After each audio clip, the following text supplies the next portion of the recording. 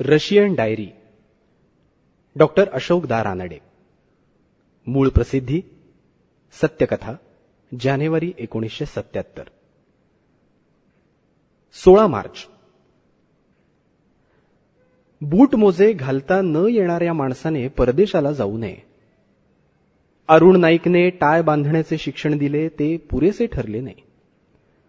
हातातल्या air India थैलीतला camera तंबोरा सांभाळण्यापेक्षा अवघड. 1 ना 2 100 अडचणी. खिशात पासपोर्ट, हेल्थ सर्टिफिकेट, तिकीट, ज्यादा सामानाचा परवाना इत्यादी 1000 गोष्टी. एक मागितली तर दुसरीच हाताला लागायची. असो. फारसे न हसणाऱ्या एअर इंडियाच्या सेविकेस खिडकीजवळची सीट मागितली. काय मॉस्कोला जाणार तेव्हा लांबचा प्रवास आहे इत्यादी पुरवणी जोडण्याआधीच तिने बोर्डिंग कार्डावर क्रमांक लिहिला आणि पुढे ढकलण्याचेच बाकी ठेवले. उकाडा, गर्दी, ओझे आणि एकटे प्रवासाला जाण्याचा नर्वसनेस सर्व गोष्टींनी आपापला परिणाम दाखवला. फडणीस, काका, माई, अरुण सर्वांचे चेहरे काचेच्या दाराआडून अंधुक दिसत होते.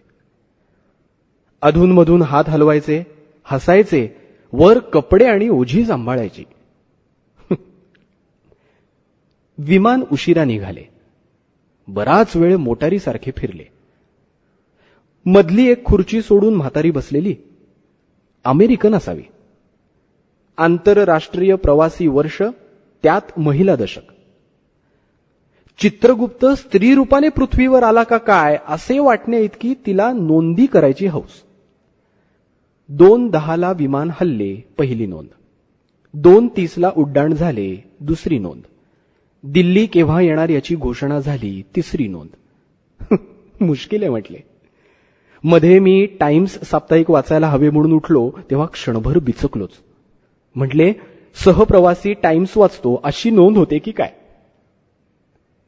डोळ्यात झोप, मनात आठवणी आणि अपेक्षा, भोवती गर्दी वेगवेगळ्या चेहऱ्यांची. पेंगत राहिलो. दिल्ली आली. मला वाटले होते 40 मिनिटे थांबणार तेव्हा मनमाड, दौंड वगैरे सारखे खाली तरी उतरू देतील, पण तसे काहीच नाही. तेहरानसाठी उड्डाण केले. पुन्हा खंडित पेंगणी. आता जरासा सूर्यप्रकाशाचा भास आणि आयुष्यात पहिल्याने पर्वतावरले बर्फ दिसले. पण नचीम केळकरांमुळे याच बर्फाचे खोबरे झालेले आठवून सगळा उत्साह थंड पडला. तेहरान खूप भरभराटीला आलेले दिसले. ठिकठिकाणी बांधकामे चाललेली जी आखीवही वाटतात. अर्थात या वाटण्याला काही फारसा अर्थ नाही, कारण दुरून जसे डोंगर साजरे तशी वरून शहरे आखीवच वाटतात.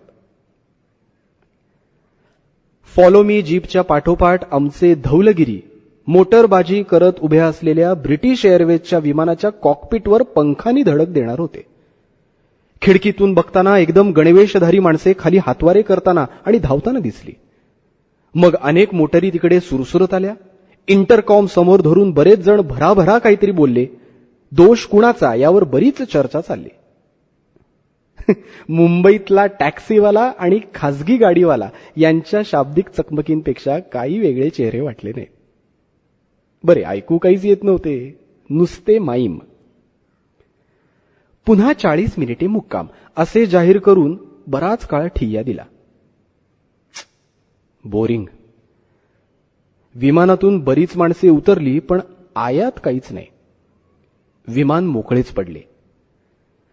मग म्हातारीचा शेजार सोडून पाय पसरायला वाव असणारी दुसरी जागा पटकावली आणि आम्ही मॉस्कोच्या दिशेने चाललो. शेजारी एक बडबड्या उत्तर प्रदेशी व्यापारी येऊन बसला. हँडीक्राफ्टच्या वस्तूंचा रशियाशी व्यापार करणारा, मुर्शिदाबादचा. दिल्लीच्या गोपाळराव रानड्यांच्या अरुणचा दोस्त. मग काय गप्पा सुरू.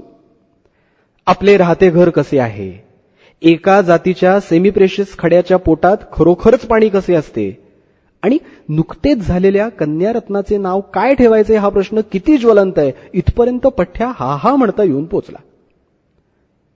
मुलीचे नाव सुविधा ठेव असे मी त्याला सांगितले. पण संगीताचे सौंदर्यशास्त्र कसे उभारले पाहिजे, आवाज जोपासनेसाठी जालंधर बंध कसा उपयोगी आहे, पंचम 3 प्रकारचा कसा, हे काही ऐकवले नाही. दोन्हीमुळे तो खुश झाला. चक्क शिवा श्रीगलचा एक पेक त्याने मला पाजला. मनात म्हटले, न बोलण्याचे फायदे किती या विषयावर कुठेतरी बोलले पाहिजे. हा विषय एस्थेटिक सोसायटीच्या अखत्यारीत येत नाही असे डॉक्टर राभा पाटणकर बजावित आहेत असे चित्र डोळ्यांपुढे आल्याने चक्क घाबरून खिडकी बाहेर पाहू लागलो. इतक्या उंचीवर भोवती 2च रंग, निळा आणि पांढरा. दूरवर दुसरे एक विमान जाताना दिसते. एका देवमाशाने दुसऱ्याकडे पाहावे तसे आमचे विमान त्याच्याकडे पाहते. आवाज फक्त विमानाचा. बाहेर काहीही घडत नाही. प्रसन्न पण स्तब्ध. अधिक खाली आले की पिंजलेले ढग, सावळे जड ढग, त्यांचे थर, मध्ये मध्ये ढगांतल्या खिडक्या. त्यातून मग खाली बघायचे, डोकवायचे. मॉस्को.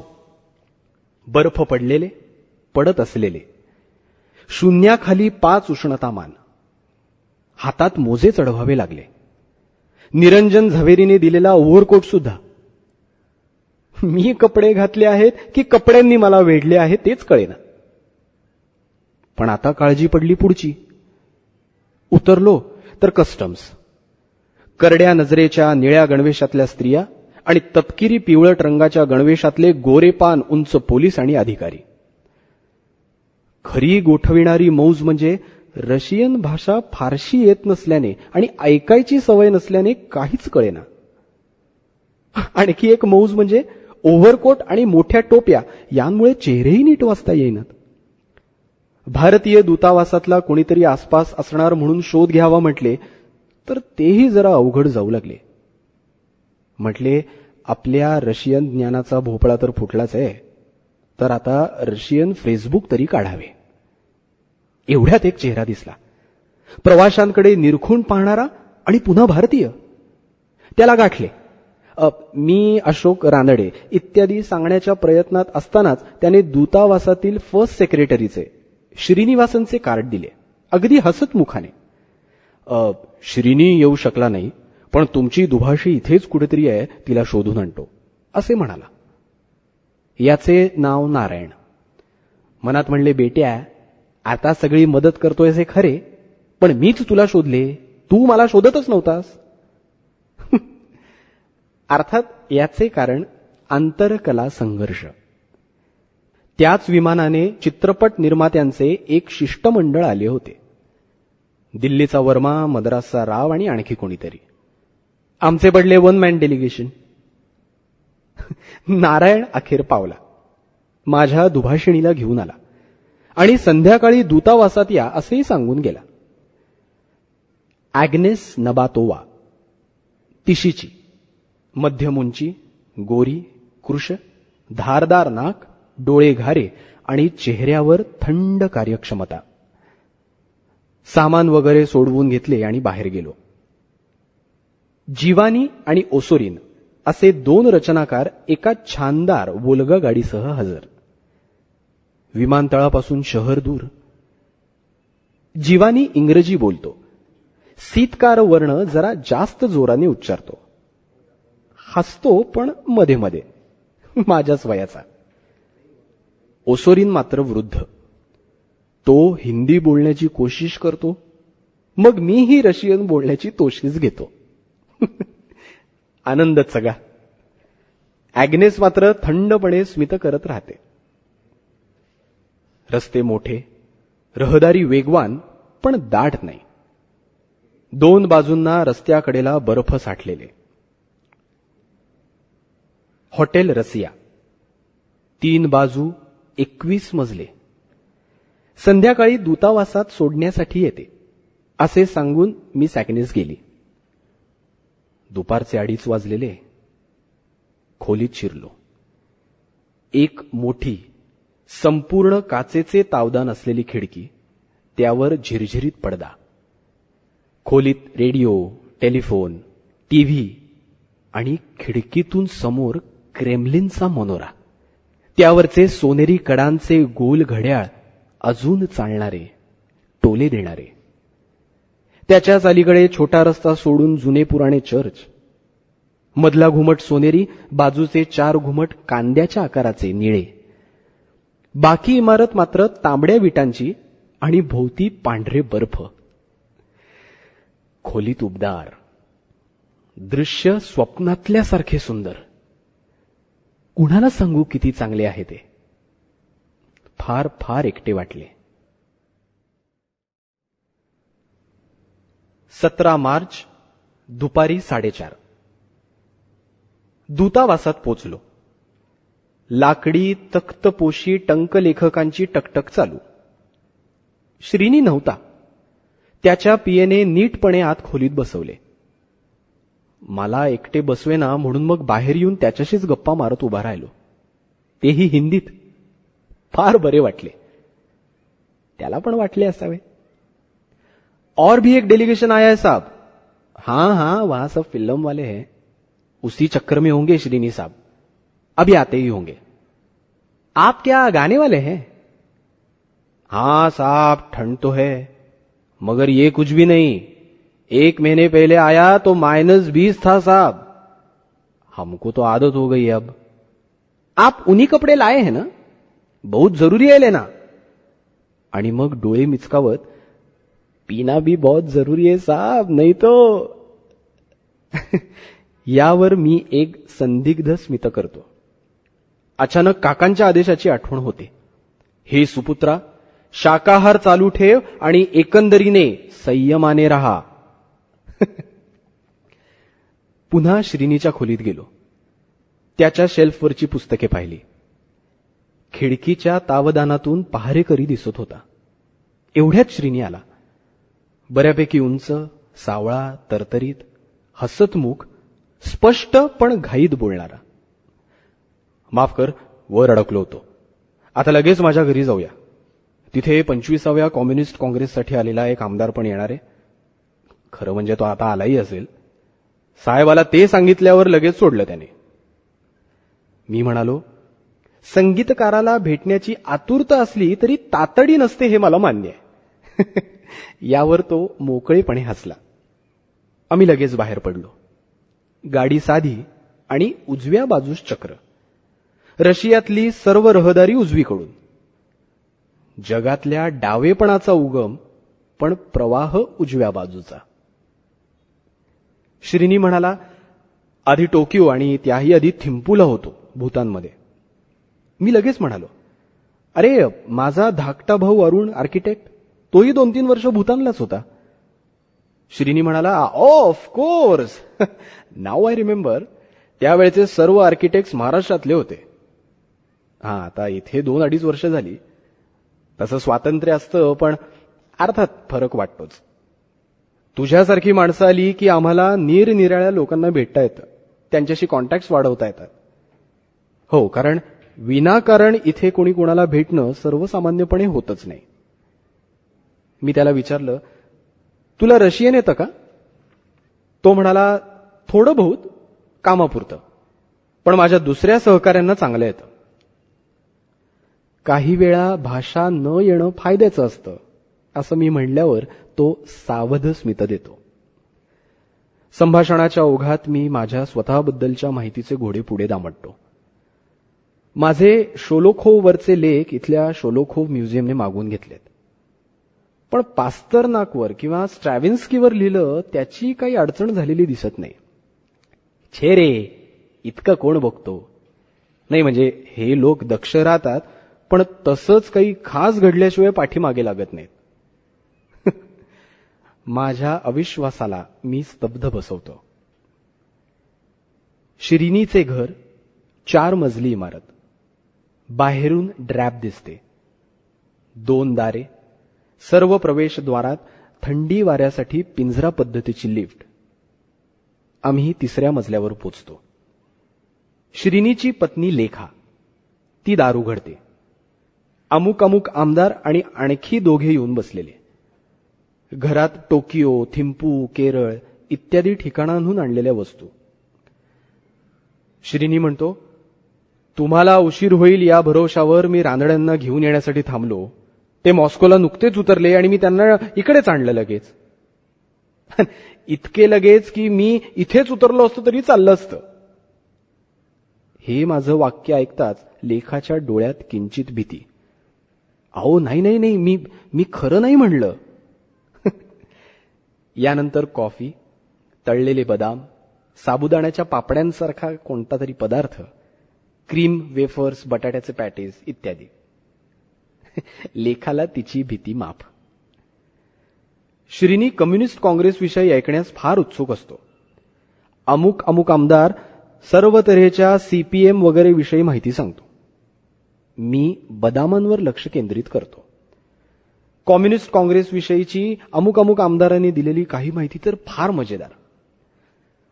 प्रांतातून म्हणजे रशियातील निरनिराळ्या संघराज्यातून आलेल्यांपैकी पुष्कळांची भाषणे झाली. दररोज 15-20 भाषणं आम्ही ऐकत होतो. काही फार मजेदार होती. एक महिला कार्यकर्ती आली होती. ती ट्रॅक्टर चालवणारी, पण अगदी तडाखेबंद उपरोधिक भाषण ठोकलं तिने. भाईयो, मी आपल्या सर्व पुढाऱ्यांबद्दलची आपली कृतज्ञता व्यक्त करायला उभी आहे. मी साधी ट्रॅक्टर चालवणारी, मला चांगली भाषणं कुठली करता येणार, पण गेल्या वर्षी मी भाषणांच्या तयारीशिवाय दुसरं काहीच करू शकले नाही. कारण आपल्या पुढाऱ्यांच्या कृपेनं आपली शेती इतकी छान कोलमडली की या भाषणांना खूप टाळ्याही मिळत असल्याचे मला त्यांनी सांगितले. ही मंडळी गेल्यावर मी श्रीनीला मला पाठवायची पत्रे, माझे परतीचे रिझर्वेशन इत्यादींविषयी सांगितले. तो म्हणाला नो प्रॉब्लेम. त्याने मला हॉटेलात आणून सोडले तेव्हा 10 वाजले होते. रशियातली पहिली दीर्घ रात्र. 18 मार्च. सकाळी उठायचे, तास सव्वा तास आसने करायची, मग अंघोळ आणि मग लेखन वाचन. सर्व जामानिमा करून न्याहारीसाठी माझ्याच मजल्यावर असलेल्या बुफेमध्ये. मोठी रांग. थोराड, गोऱ्या, चटपट हालणाऱ्या, मध्ये मध्ये मोकळेपणे हसणाऱ्या वेट्रेसेस. तयार करून गेलो तो ते रशियन उच्चार तिला समजेनात. मग काय, हातवाऱ्यांची भाषा. ब्रेड, चीज, ऑमलेट, काळी कॉफी, सॉसेज, सफरचंद, पेस्ट्रीचे काही प्रकार, लेमन टी, हाही कोराच, दूध, अंडी यातून निवड करायची. थोड्या खर्चात पोटभर खाणे. खरे म्हणजे मनापासून खाणारी माणसे पाहूनही बरे वाटते. भोवतालचे सगळे लोक रशियन बोलतात, पण प्रत्येकाचा वाण निराळा. म्हणले आमच्या बंबई हिंदीसारखेच यांच्या रशियनांचेही अनेक ब्रँड्स आहेत म्हणायचे. आसपास इंग्रजी कोणीही बोलत नाही. भाषांत इंग्रजी आणि कॉफीत दूध नाही. मला या दोन्ही गोष्टी नडत राहिल्या. काचेतून दिसणारे क्रेमलिन बघत राहिलो बराच वेळ. मग कंपोजर्स युनियनमध्ये जाण्यासाठी तयारी केली. एवढ्यात नबातोवाबाई येऊन पोचल्याच. Composers union. संगीत रचनाकार, संगीतशास्त्री, संगीत समीक्षक या संघाचे सभासद होऊ शकतात. प्रत्येक संघराज्यात याच्या शाखाही आहेत. मॉस्कोत मुख्य कचेरी, एक छानसा ध्वनिमुद्रण कक्ष आणि सभागृह. त्यांचा सचिव स्वागताचे लंबे भाषण करतो. मतितार्थ एवढाच, आता तू आमचा पाहुणा आहेस, काय काय करायचं, कुठे कुठे जायचं, काय काय पाहायचं ते सांग, शक्य तेवढं सारं करू. मात्र ही हवा तुला जरा त्रासदायक वाटते आहे हे ऐकून वाईट वाटते. मी म्हणालो, संगीतकारांना भेटणे, रचनाकार, समीक्षक यांच्याशी चर्चा करणे, संगीत शिक्षणाच्या संस्था पाहणे इत्यादी इत्यादी संगीताशी संबंधित सर्व मला करायचं आहे. प्रेक्षणीय स्थळे पाहणे हा माझा उद्देश नाही. मग थोड्याफार चर्चेनंतर कार्यक्रम ठरला. दूतावासातील मंडळींना एक भाषण द्यावे हेही त्यात आले. आर्मेनिया, लिथुआनिया या प्रांतांना भेटी देण्याचेही नक्की झाले. श्रीनी होताच. त्याला रशियन चांगले समजत होते असा माझा ग्रह झाला, पण तो बोलत नसे. चाणक्य नीतीचेच हे एक अंग असावे. संध्याकाळी 4 वाजता ग्लिंका इन्स्टिट्यूटमधील एथनिक म्युझिकच्या विद्यार्थ्यांपुढे मी बोलायचे ठरले. जीवानीने हा अभ्यासक्रम नेटाने सुरू ठेवलाय. फक्त 1.5 तास उरला होता. युनियनच्या कॅन्टीनमध्येच काहीतरी खाऊन घ्यावे असे ठरले. पण कॅन्टीनमध्ये पोचलो तेव्हाच नेमका लंच टाइम होऊ पाहत होता. भरतीचे पाणी भरावे तशी हा म्हणता माणसे भरली. ॲग्नेस फोन करायला जायला आणि वेट्रेस यायला एकच गाठ. आता ऑर्डर कशी देणार? थांबलो. ॲग्नेस आली तेव्हा वेट्रेसला नेमका यायला वेळ होईना. रशियातली पहिली दुपार न जेवताच घालवावी लागणार असे दिसू लागले. हो, कारण 4 वाजता तर भाषण ठरलेले. मोठ्या नाखुशीने दोन्ही वेळचे जेवण संध्याकाळीच घेऊ असा निर्णय आम्ही घेऊ लागलो. तेवढ्यात समोरच्या म्हातारीने ॲग्नेस जवळ मी कोण कुठला अशी चौकशी केली आणि तिने आणि तिच्या सोबतिणीने आपल्या थाळ्या आमच्या पुढे सारल्या. हा गायक आहे म्हणजे यानं जेवलंच पाहिजे असे काहीतरी म्हणत. वझेबुवांचा रशियन अवतार. त्यांचे आभार मानत मानत जेवलो. वाईन, सूप, ब्रेड, कटलेट आणि काळी कॉफी. ही वाईन चांगली का यावर तेवढ्यात ॲग्नेसने भाषण ठोकले आणि समोरच्या अन्नदात्रीने पसंतीने मान डोलावली. ग्लिंका इन्स्टिट्यूटमधील एथनिक म्युझिकच्या विद्यार्थ्यांपुढे माझे व्याख्यान झाले 4 वाजता.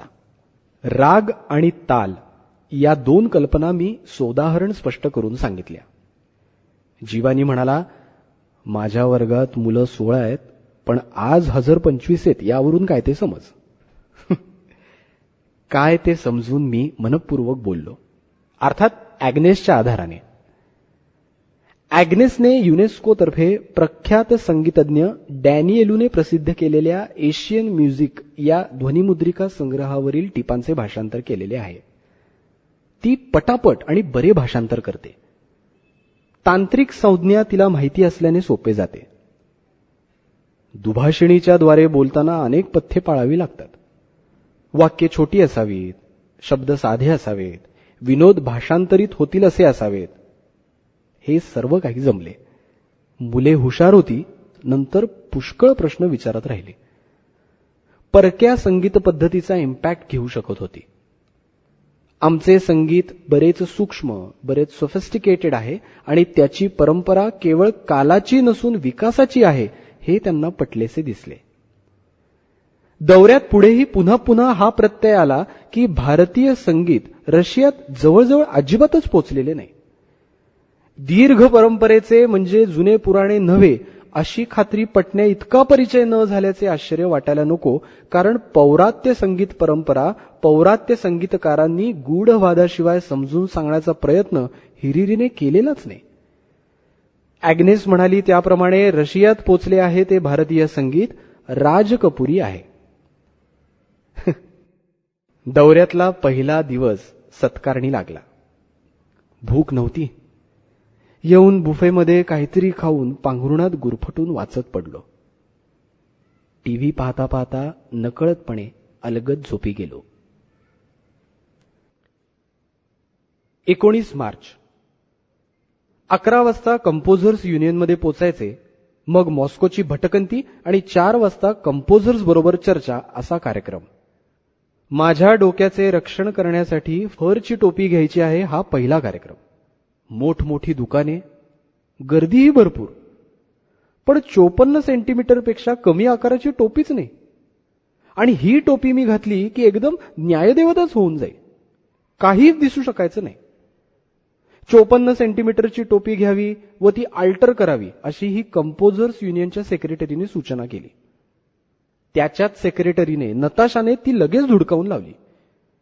मी स्वतः कपडे शिवते, मला अधिक माहिती का तुला?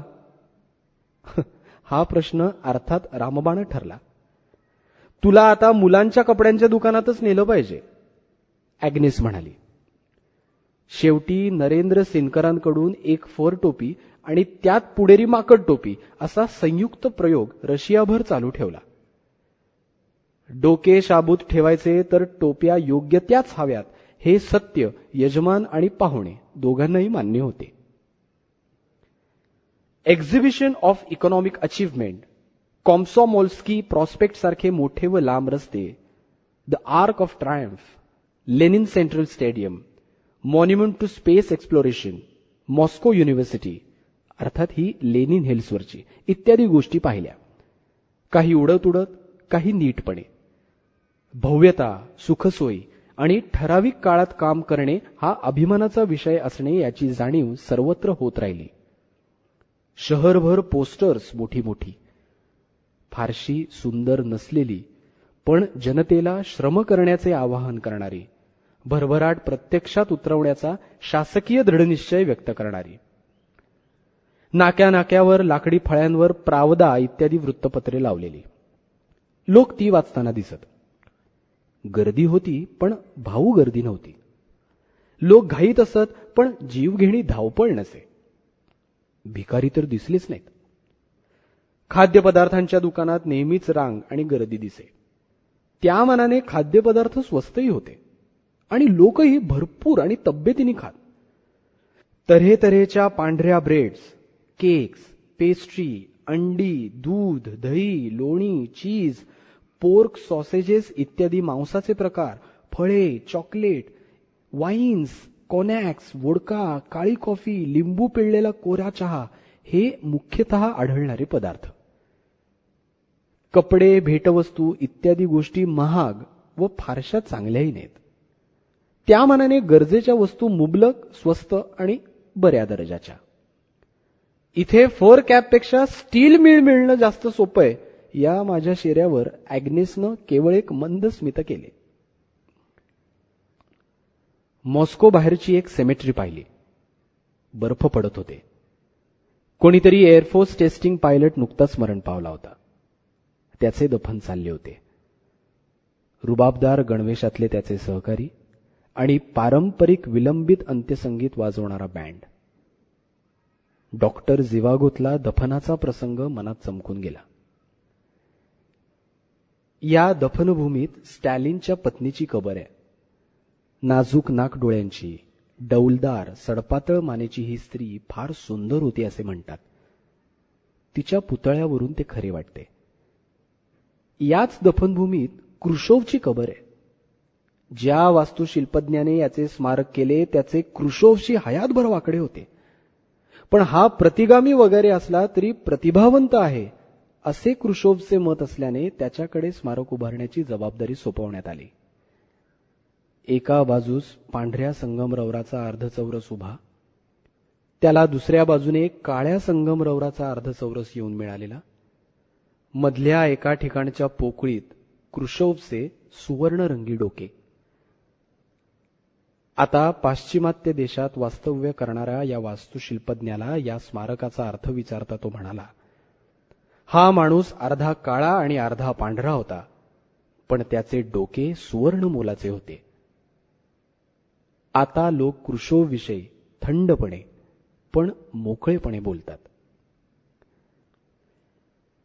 संध्याकाळच्या चर्चेला जिवानी विनोग्रादोव्ह हा वयोवृद्ध व प्रख्यात संगीत समीक्षक, ओसोरिन आणि अजून 2-3 रचनाकार, बालासिन्येन हा रामायण महाभारतावरील नृत्यनाट्यांसाठी रचना करणारा रचनाकार इत्यादी लोक.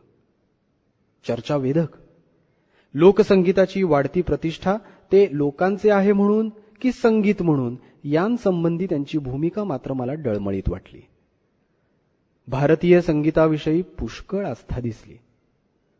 भारतीय संगीतकारांचे तत्काल स्फूर्त आविष्कार आणि त्यांचे रागनियम, भारतीय संगीतातील वाद्यसंगीताचे कंठसंगीतावरील अवलंबन, शिक्षक, रचनाकार व प्रयोगकर्ता या सर्व भूमिका एकच व्यक्ती भारतात कशी पार पाडू शकते याविषयीचे कुतूहल इत्यादी अनेक विषय चर्चिले गेले. चर्चा मनमोकळी झाली आणि हिरिरीची पण.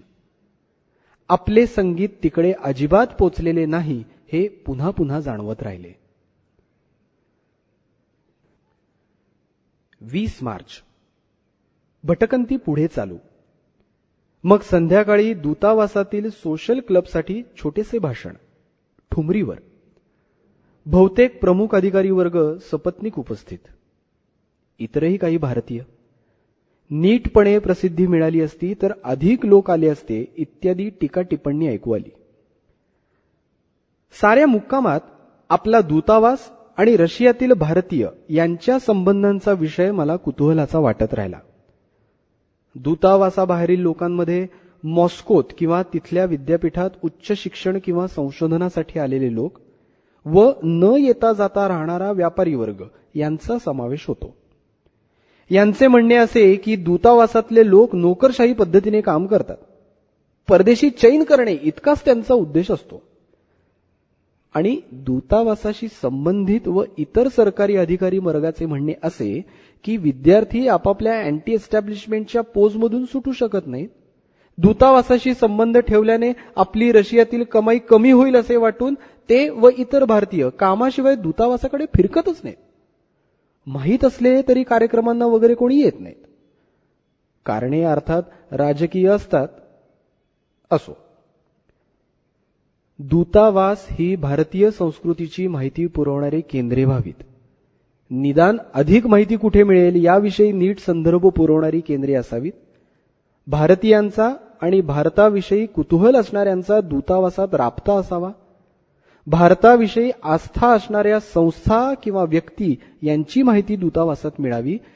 यांसारख्या माझ्या अपेक्षा मी व्यक्त केल्यावर मंद स्मित, खरी आणि शहाणी राजकीय कारणे वगैरे गोष्टी उत्तरादाखल समोर आल्या. नंतर नरेंद्र सिनकरांकडे भोजन आणि गप्पा. रशियात गेलेल्या मराठी माणसाला सिनकर मंडळी म्हणजे एक निसंकोच आधार.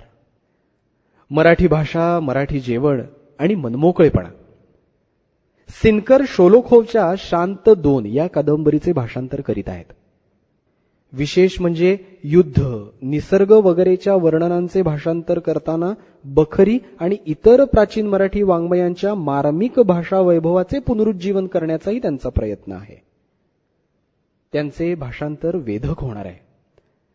रशियन भाषेवर त्यांचे चांगले प्रभुत्व आहे आणि मराठी साहित्याचा चांगला व्यासंग आहे. इंग्रजीच्या मध्यस्थीशिवाय जितकी भाषांतरे परकीय भाषांतून थेट मराठीत होतील तितकी मराठी भाषा अधिक जोमाने वाढेल. असो, उद्या विल्नुसला, लिथुआनिया या प्रांताच्या राजधानीला मॉस्को मुक्कामाचा पहिला हप्ता संपला.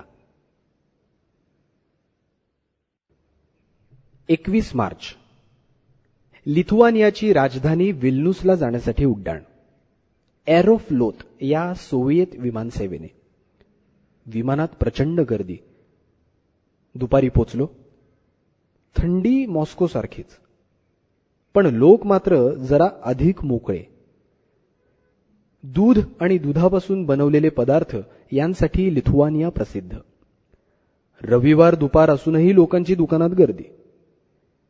इथे बाहेर ॲग्नेस बरोबर हिंडताना लोक टक लावून बघायचे, अगदी निसंकोचपणे.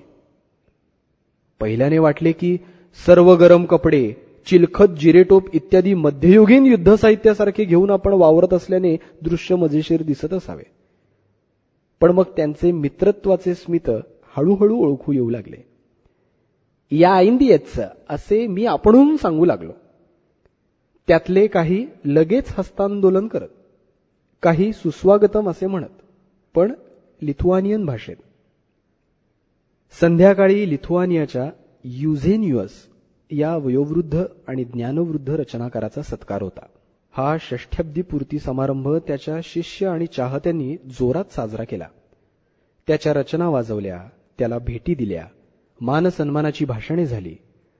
मग 9 वाजता जी पार्टी सुरू झाली ती सकाळी 4 पर्यंत. मी 2ला परतलो. शॅम्पेनच्या प्रवाहातून डोके वर ठेवून परतलो. युझेनियसची मुलगी दानका. ती मोडके तोडके इंग्रजी बोले. तिने थोडेसे अर्धमागधी वाचलेले, भारताविषयी बरेचसे वाचलेले. पण युझेनियस म्हणाला त्याप्रमाणे जिवंत भारतीय तिने पाहिला नव्हता. सोनेरी केसांची, गोबऱ्या गालांची दानका खूप प्रश्न विचारत होती आणि उत्साहानं सगळं ऐकतही होती.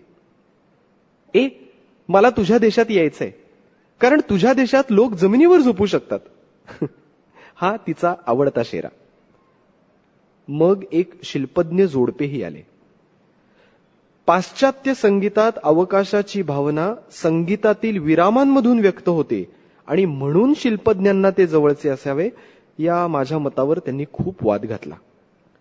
ॲग्नेस मेटाकुटीला आली, कारण तिला शॅम्पेन प्यायला अवसर कमी मिळत होता.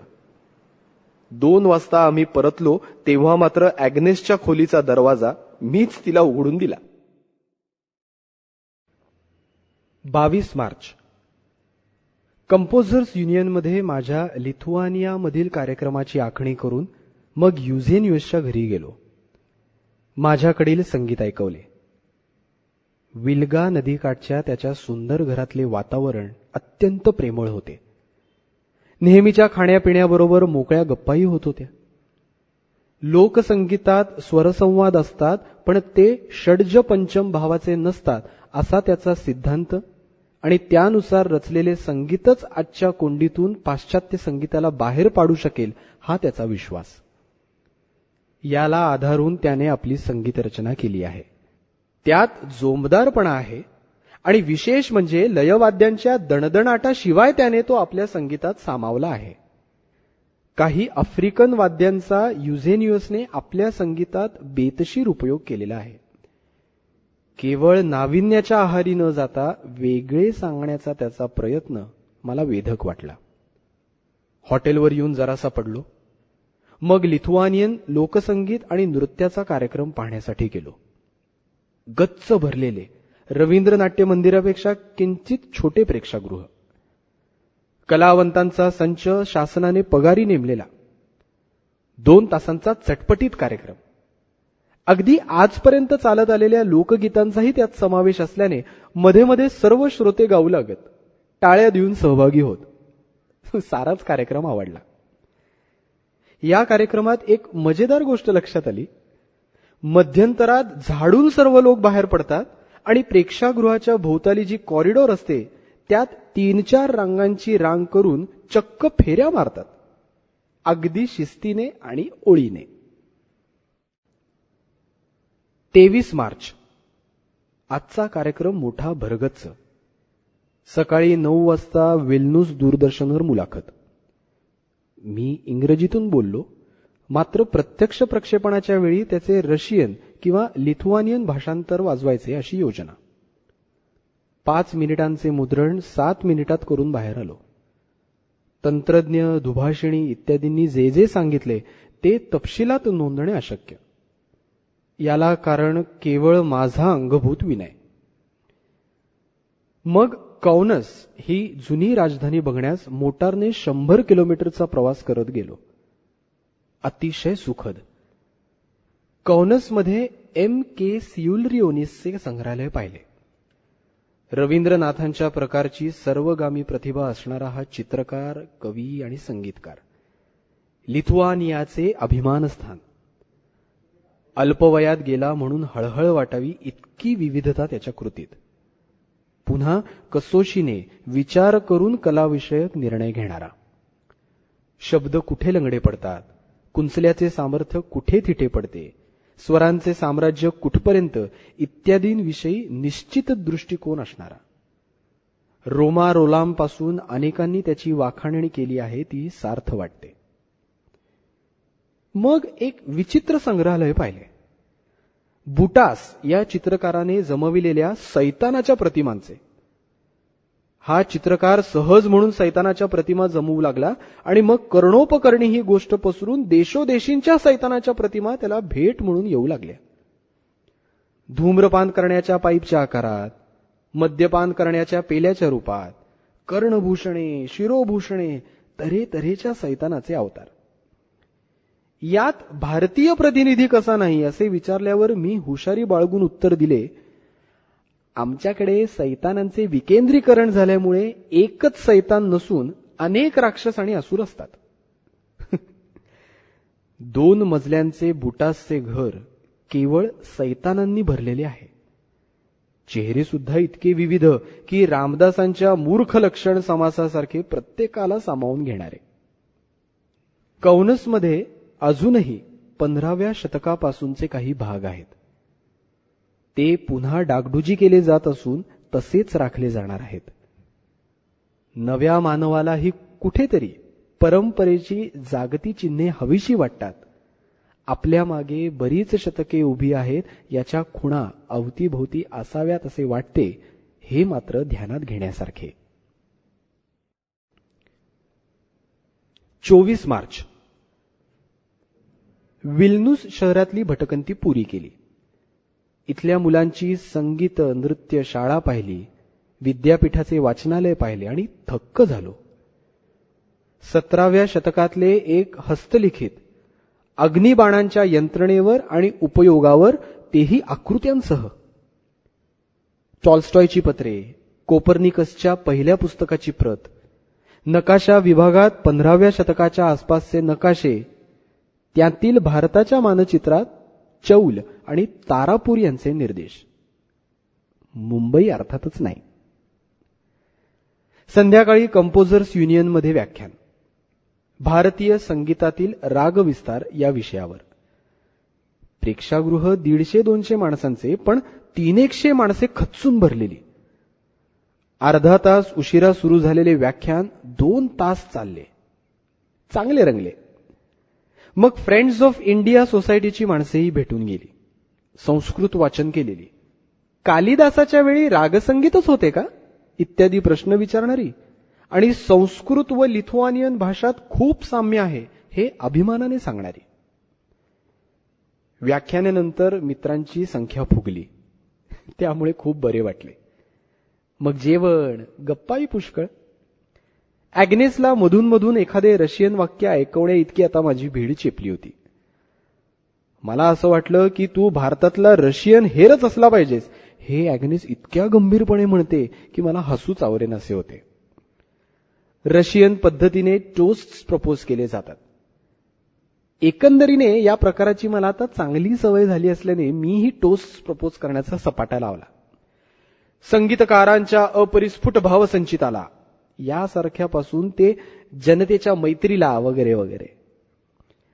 ॲग्नेसने शक्य तेवढ्या स्नेहलपणे मला म्हणले, यू आर नॅचरल अँड अडॅप्टेबल.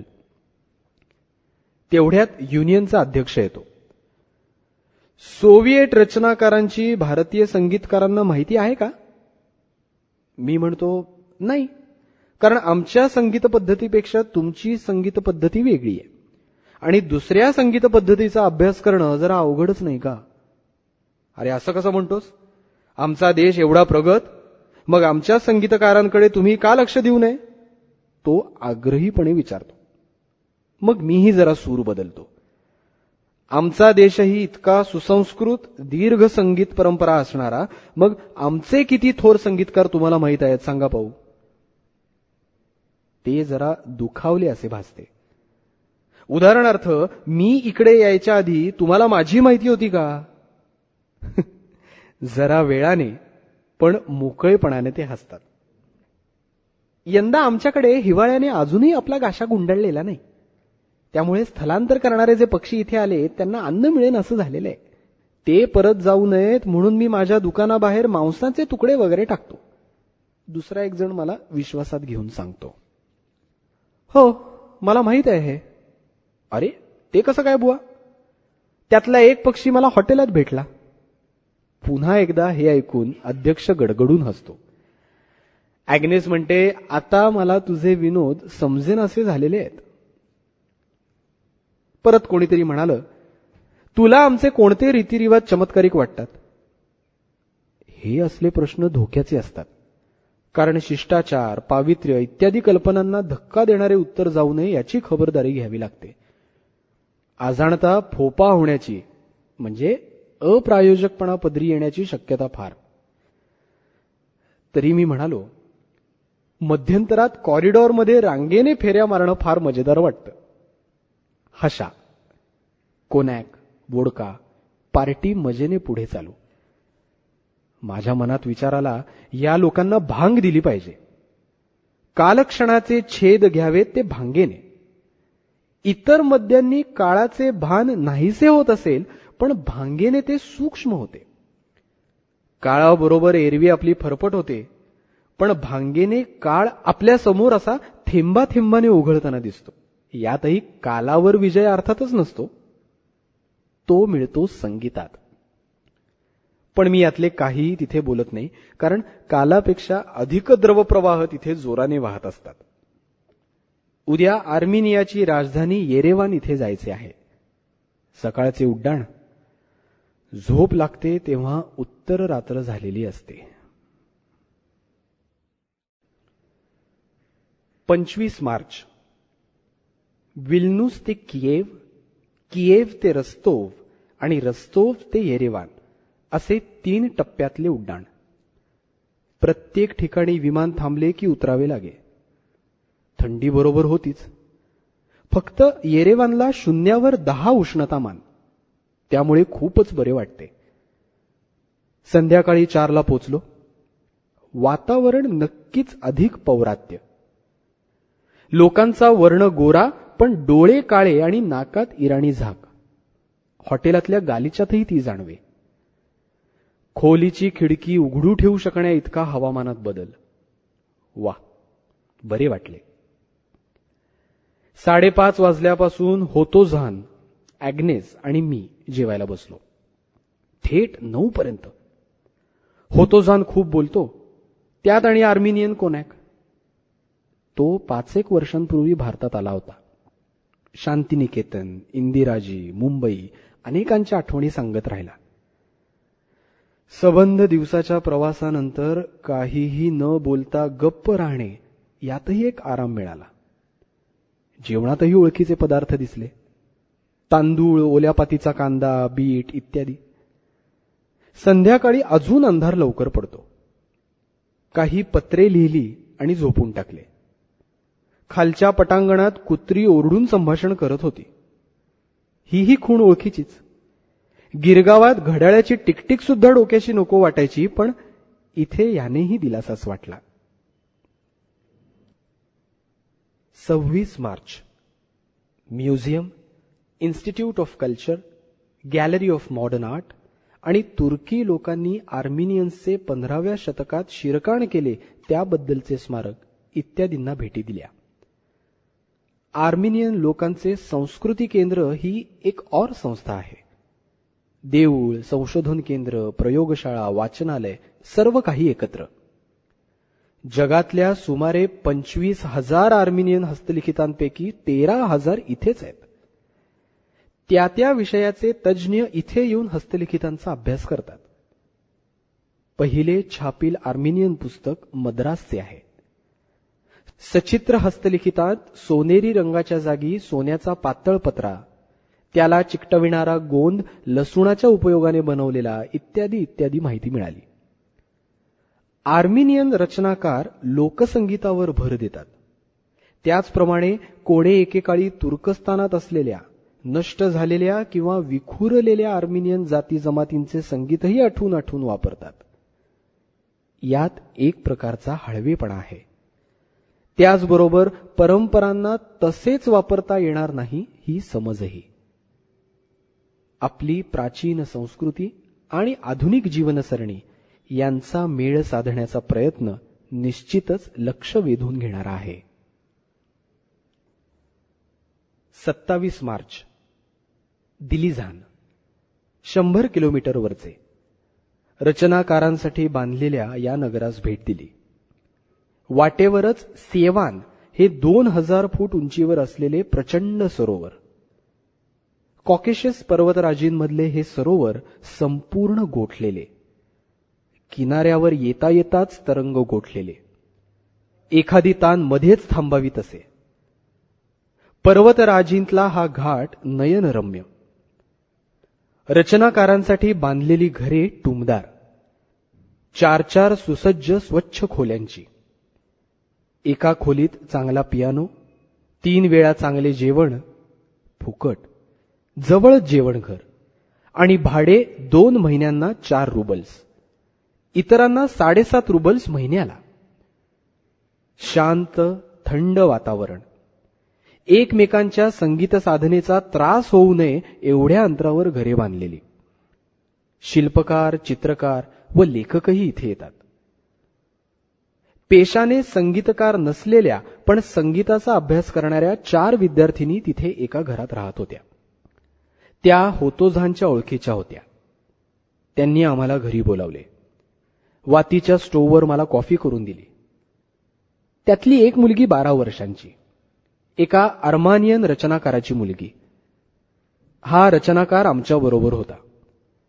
आम्ही गप्पा मारत असता मध्येच ती उठली आणि शेजारच्या खोलीत जाऊन 5 मिनिटे पियानो वाजवत राहिली. मग बाहेर येऊन खट्याळपणे बघत राहिली. तिचा हात छान हलका होता. मग बापाने सांगितले, तिने तुझे संगीतात स्वागत केले. मी खिशातून अत्तराची कुपी काढली आणि सगळ्यांना अत्तर लावले. 2 च्विंगमची पाकिटे होती, तीही दिली. सगळे मनापासून हसलो. मग बाहेर भटकलो. जेवायला बसलो तेव्हा पुन्हा एकदा त्या पोरीने सांगितले, गुड ॲपेटाईट. परतीची सफर करून येरेवानला पोचलो तेव्हा रात्रीचे 10 वाजले होते. स्वप्नातला दिवस. 28 मार्च. मॉस्कोला परत आलो. हॉटेल रसियामध्येच खोली, पण मजला वेगळा. 6000 माणसांचे हे नगरच. पुन्हा वेगळे वाटले. आज दूतावासातील एकाकडे पार्टी होती. त्याने मला पत्ता दिला होता. मी टॅक्सी बुक केली. मग खाली टॅक्सी आल्यावर ड्रायव्हरला मोडक्या तोडक्या रशियनमध्ये सांगितले की मला रशियन येत नाही आणि या पत्त्यावर मला जायचे आहे. त्याने पोचल्यावर पत्ता बरोबर आहे अशी खात्री करून घेतली आणि मगच मला उतरण्याची इजाजत दिली. पार्टीत भारतीय चित्रपट निर्मात्यांचे शिष्टमंडळ, विद्यापीठात रशियन भाषेत डॉक्टरेट करणारी मिस पितांबर आणि इतर. तिचा डॉक्टरेटचा विषय फारच वेधक. बालवाङ्मयाच्या भाषांतरातील समस्या. भाषांतराचा प्रश्न भारतातही कसा लक्ष खेचून राहिला आहे हे मी तिला सांगितल्यावर ती हसून म्हणाली, म्हणजे परत गेल्यावर नोकरीची काळजी नको. मिस पितांबर मॉस्कोला यायच्या आधी आकाशवाणीत होत्या. आकाशवाणीतल्या कथा म्हणजे हमखास जिंकणारे घोडे, उलट्या वाजणाऱ्या टेपची कथा, नवऱ्याचे नाव प्राणनाथ असल्याने त्याच नावाच्या कलाकाराचे नाव घोषित करण्यास लाजणाऱ्या निवेदिकेची कथा, 1 ना 2. जेवणही चक्क भारतीय होते. पुलाव, पुऱ्या, पापड, भाज्या, चटण्या इत्यादी. मस्त तब्येतीत जेवलो. रशिया दौऱ्याला जोडूनच आखलेल्या माझ्या इराण दौऱ्याबद्दल खात्री नसल्याचे कळते. आपण इराणला एवढ्यात जात नाही हे कळल्याने भारताची आठवण तीव्र होऊ लागली आहे आणि त्यात या जेवणाने भर घातली. 29 मार्च. कालपासून मी ॲग्नेसला सारखी आठवण करतोय मला टॉल्स्टॉय म्युझियमला भेट देण्याची. पहिल्याने ती म्हणाली ते बहुधा बंद असेल. पुन्हा चौकशी कर म्हणून मी सांगितल्यावर ती म्हणाली आज काही त्यात गायडेड टूर नसणार. म्हटले नसले तरी चालेल. अखेर जायला निघालो तेव्हा ती म्हणाली या म्युझियममध्ये रिकाम्या खोल्यांखेरीज काहीच नाही. एव्हाना मला संताप यायला लागला होता. ॲग्नेस म्हणाली खरं पाहता टॉल्स्टॉयपेक्षा दोस्टोयेव्स्की अधिक प्रौढ आहे. तो समजायला मन अधिक प्रगल्भ लागतं. टॉल्स्टॉय अधिक व्यापक आहे.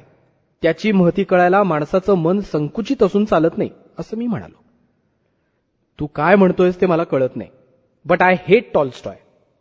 परत ॲग्नेस म्हणाली तू काय म्हणतेस ते मला चांगलं समजतंय. टॉल्स्टॉय सारख्याचं मोठेपण तुझ्या माझ्या रागलोभांवर अवलंबून नाही याची जाणीव ठेव. अरे टॉल्स्टॉय विषयी एवढी आवड असेल तर त्याची सगळी पुस्तकं वाच. रिकाम्या खोल्या कशाला बघतोस.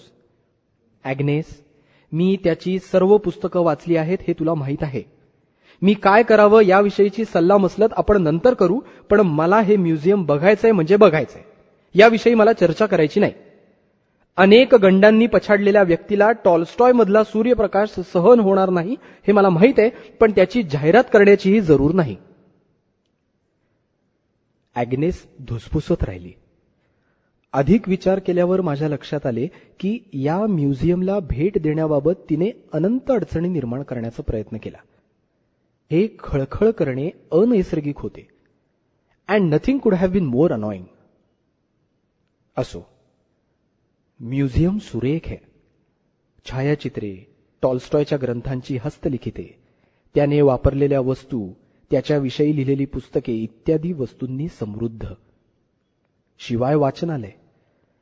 टॉल्स्टॉयचा चेहरा खडबडीत पण खूप भावदर्शी हे त्याचे अनेक फोटोज पाहिल्यावर लक्षात येते.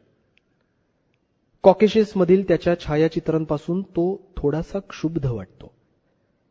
त्याची तलवार, पदके, पियानो आणि वारंवार बदल केलेली हस्तलिखिते पाहून त्याच्या मनातील अवाढव्य संघर्षाची कल्पना येते.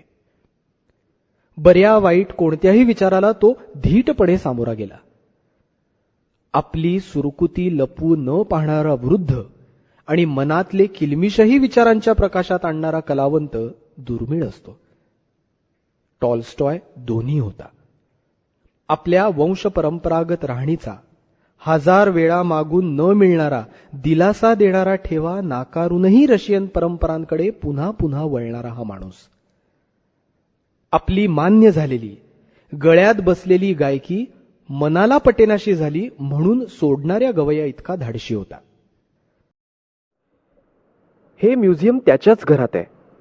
लाकडी तख्तपोशीचे, उंच छपराचे, मोठ्या खिडक्यांचे दुमजली घर. नताशा अनातोल बरोबर पळून जाण्याचा प्रयत्न करते ते वॉर अँड पीस मधले घरही जवळच आहे. हा मॉस्कोचा भाग, तेव्हाच्या सरदार दरकदारांचा राहण्याचा भाग. जुन्या काळाचा गंध त्याला आहे आणि या सर्वाला ॲग्नेस रिकाम्या खोल्या असं म्हणून धुतकारत होती. काय कारण असावे? सरकार दरबारचे संस्कार हे एक कारण असेलही, कारण अधिकृत मॉस्को मार्गदर्शिकेत टॉल्स्टॉय म्युझियम 2 ओळीत संपवले. पण ॲग्नेस ही व्यक्तीही अधिक गुंतागुंतीची. ती एकटीच राहते. कमी रक्तदाबाचा विकार आणि निद्रानाश यांनी ग्रस्त आहे. आई वडील आणि 4 चुलते कर्करोगाचे बळी झालेले आणि एक चुलता पहिल्याने कमी रक्तदाब, मग मेंटल हॉस्पिटल आणि मग आत्महत्या अशा टप्प्यांनी वाटचाल करून चुकलेला. अनेक वेळा आपल्याला पण कॅन्सर होईल अशी भीती ॲग्नेसच्या बोलण्यातून व्यक्त होई. त्यामुळेच ती लग्न करत नाही असेही सूचित होई.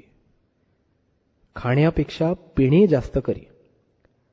नेहमी कार्यक्षम पण थंड. कधी कधी त्रासलेली. मी एकदा मजेत टोस्ट प्रपोज केला होता to the future woman in you. तेव्हा ॲग्नेस गंभीर राहिली होती. जास्त काळ आणि वेगळ्या तऱ्हेने. स्वतःला ती सारखी बिझी ठेवत असे.